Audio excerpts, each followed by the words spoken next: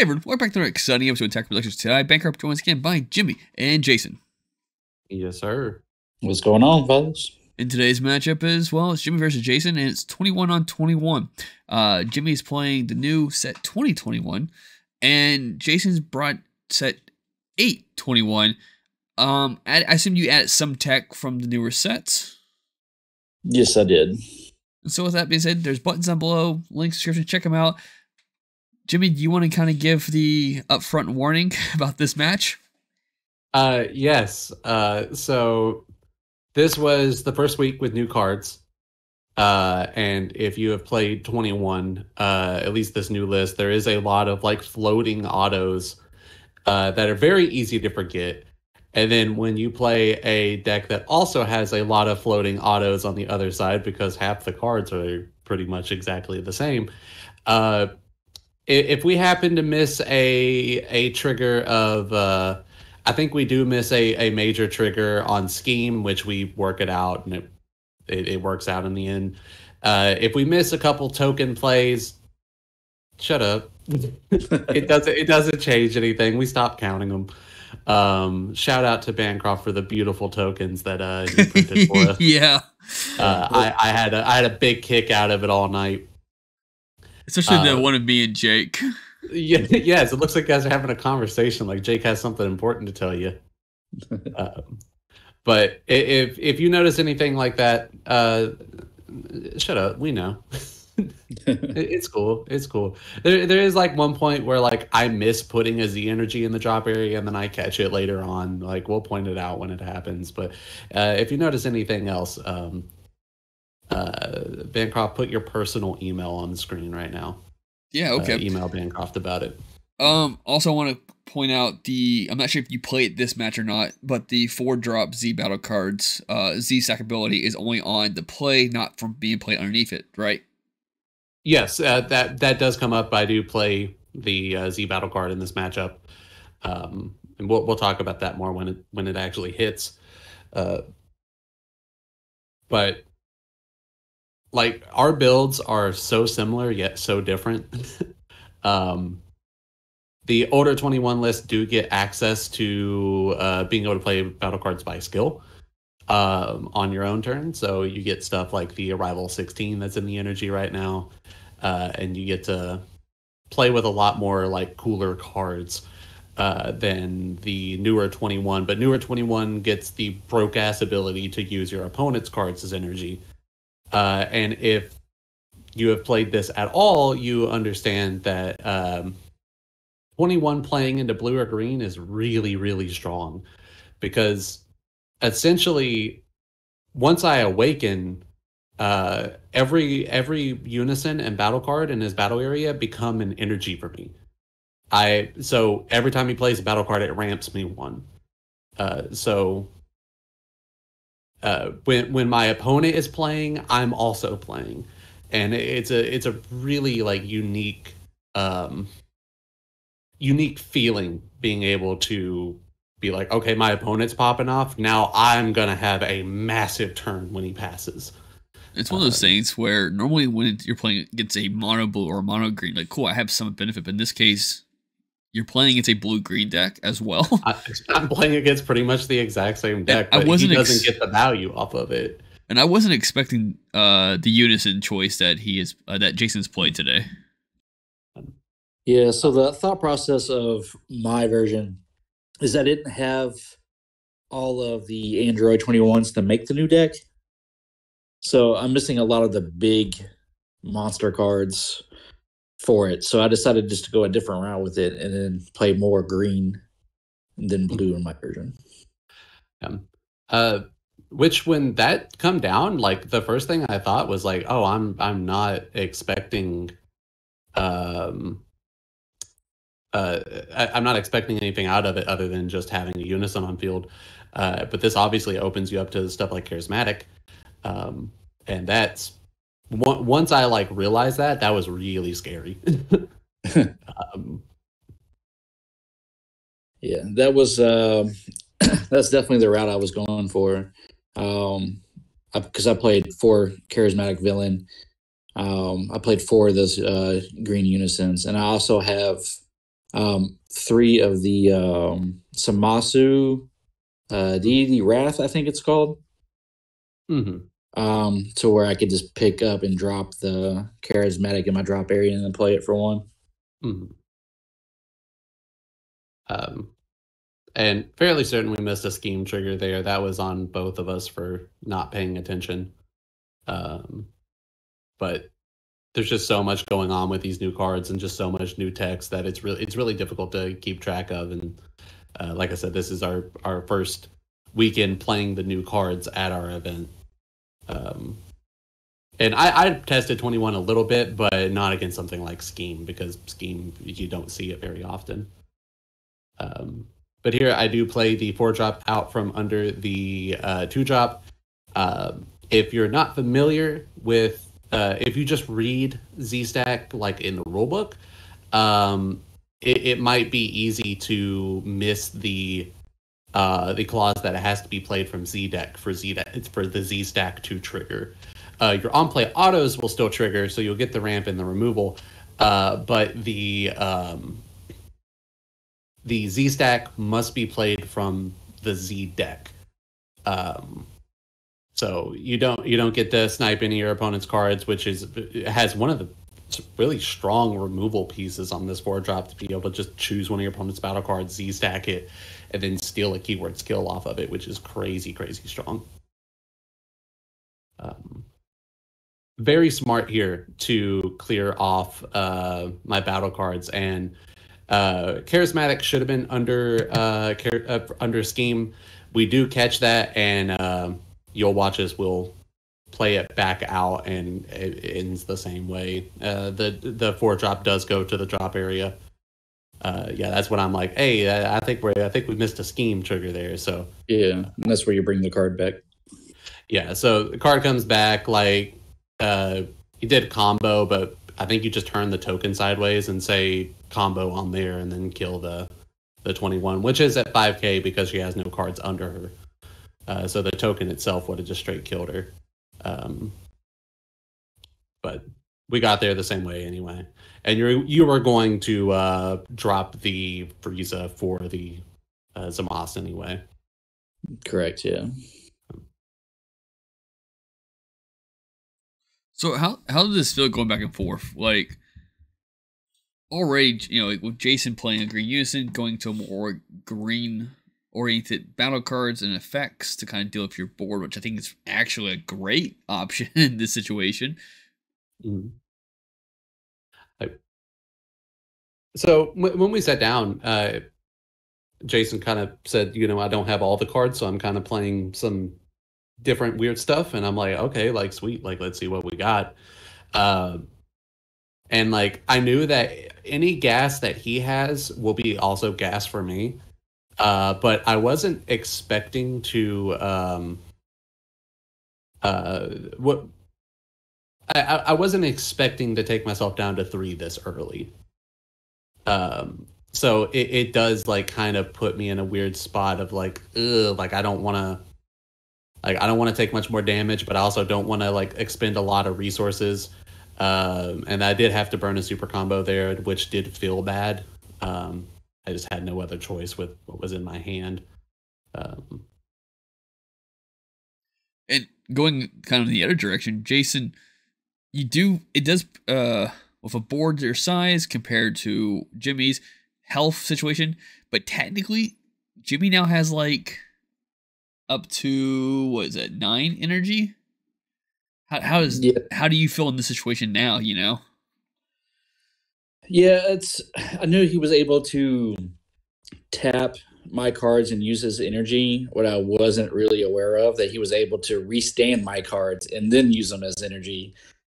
So that was something I didn't kind of like read into too much before our game. I definitely picked up on it real quick though. Mm-hmm. And then realized that maybe I should have started comboing a lot more than I should have, or than I did, just to get rid of some of those cards. Yeah, and don't be wrong, like, even though by Jimmy playing a card using your cards, he does proc schemes, so that card can play originally. You countered with Charismatic Villain. Even though that felt good and it looked good, you did give him like another energy just to keep on adding more and more pressure. Mm-hmm. Yeah, I do realize that, but I was hoping if I could keep enough cards off his battle area that maybe, even though he keeps tapping my cards, maybe he'll run out of stuff to play. But I think pretty much the majority of the game, you always had more of a card advantage from hand than I did. Yeah, I had a really fat hand in this game, a abnormally large hand for Android 21. And I believe that's from just like being able to search out so many of my pieces, and then also being able to board the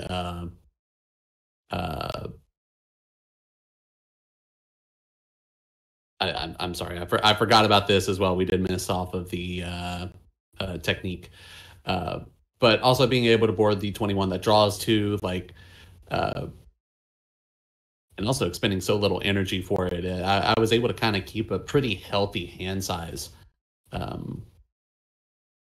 and I apologize. I am blanking very hard here. I had a long night of drinking last night, so oh, fair. I'm a little out of it. I will say your hand size does benefit because a lot of D21 cards now on play, I think, draw you 2 cards, and that does help you out a lot in the situation where he was acting like be more pressure oriented towards you, and you're expending more cards from your Z energy, not necessarily from your hand, unlike Jason's situation where he's playing a lot of cards from his hand, and not just during his turn, but also during your turn as a response. Yeah, and right there, I did catch that I did not pay the Z energy cost for the 2-drop Android 21 Z battle card, so that's why I put the super combo in the drop, because it should be there to begin with. But we were pretty much just going back and forth of like showing each other our foil Android 21 cards. I felt a little inadequate when you showed me that 2-drop foil, and I'm over here with this nasty ass non-foil. That was a little upsetting. You can't have all the cards, Jimmy. I'm gonna try.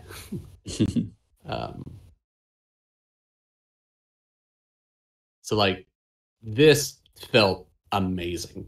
Like being able to being able to board full power counter by only having to tap 1 card on my side, being my 2-drop Z battle card, and then just being able to just pretty much turn every card on your side sideways. Android 21 feels more like a blue-yellow deck than a blue-green deck, due to like the board control with being able to tap down your opponent's cards. Like, you know, yellow in some cases can only dream about being able to tap down a board like that and boarding such a powerful card, but Android 21 just kind of gets to do it for free in the blue-green matchups. Like, it just feels really, really gross when it happens, and it feels good though. And that's the counterplay or counterattack. I can't remember. The counterattack, one of the nastiest floodgates that we've ever seen in the not game. only are you stopping an attack, you're stopping in this situation 3 additional attacks. Just feels good. Yeah. So if you don't know what full power counter does, it's a 4-drop counterattack. Does not negate the attack. When it comes down, you get to remove a card ignoring barrier. Plus, it puts your opponent under a floodgate that they have to pitch a card from hand and a card from their Z energy if they want to attack with a non-leader card, which is just disgusting. A lot of decks just can't play through it. Yeah, I would say depending on the deck too. Sometimes decks can't naturally build their own Z energy, and like I'm going to throw out there, like AOD for example, like.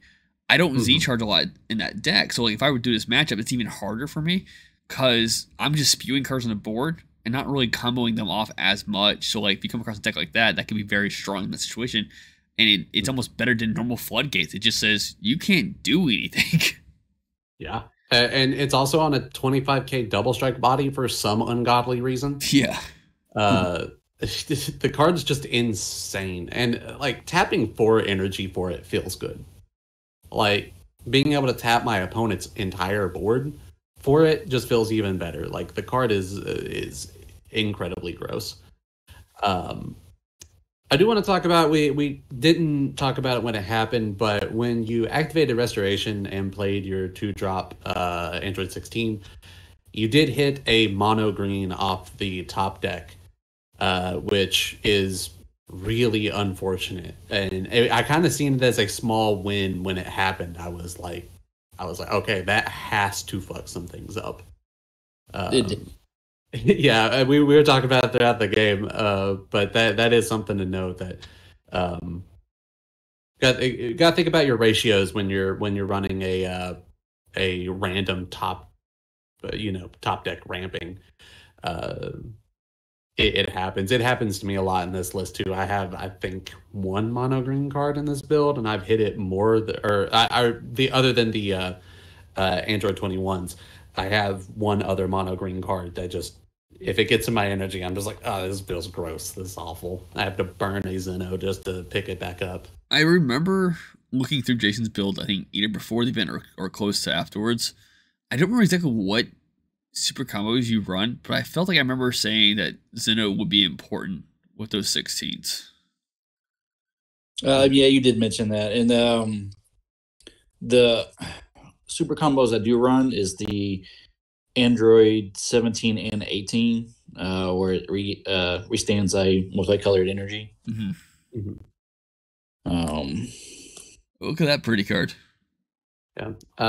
And here I do miss that Zamasu does have indestructible still. I still would have got the 2 top ramps, but he would still have Zamasu boarded. Based on the specification where you choose cards instead of like what cards go underneath. Yeah. You get to target the cards and then ship them under your Android 21, but she only cares about the cards chosen for top decking.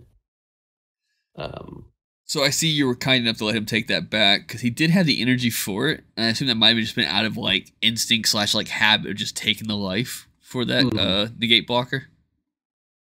Yeah, it's such a habit. Like that's usually what I always do, and no matter what color it is, I just take the life, play it, throw the clone token out there, or the negate blocker token. But yeah, Jimmy was nice enough to let me tap my energy for it. Well, I mean, I took your indestructible Zamasu, so that was the only correct thing to do, right? Yeah. On that last turn, I wanted to board my my big 21 just to get the reoccurring untap 5 at the end of the turn. I wanted to board that first, even though it was going to get summoning sickness from Scheme, just because I was scared of Jason comboing off all of my energy on his side. So anyway, I could just board it and just not have to worry about it would be nice. This is a miss. Yeah, because you can't swing with Gohan technically. No, it's not that. It's try to play him by just tapping the energy, not during battle. Oh, damn shit, you're right. Yeah, I always forget that I have to play him during a battle. So we're gonna chalk that up. This Jimmy's still in Zamasu. Yeah, but we'll accept that. And Wavering Will, I was not into this card when I first read it, but after like kind of realizing that, oh, the reason it's a specified 3 cost is because you're supposed to tap the card coming in as part of the counterplay. And once I realized that, like, it's one of my favorite 21s in the list. Like a big boss threat like that, I can just choose it plus 3 of my own energy to play it pretty much in rest mode and then get a draw on a blocker. Like, pretty good. That's nasty. Yeah, so I asked him if he wanted to die the slow way or the flashy way, and he chose the flashy way. Okay. Oh my god. Oh, I was not expecting that. That is. Yeah, I mean, even though, like, because I talked to also Jason about running the Super 17s from one of the anniversary boxes, because it's really great for this particular 21 build. You just kind of get the energy where you want it. You play the Super 17, which then plays the Bad Omens. But in new 21, you can initially just tap 2 of your own energy and 3 of your opponent's battle cards just to hit a life. Mm-hmm. It's so nasty. And with that being said, thank you for opportunity. Keep in mind, there's buttons down below, links in the description. Check them out. Bye.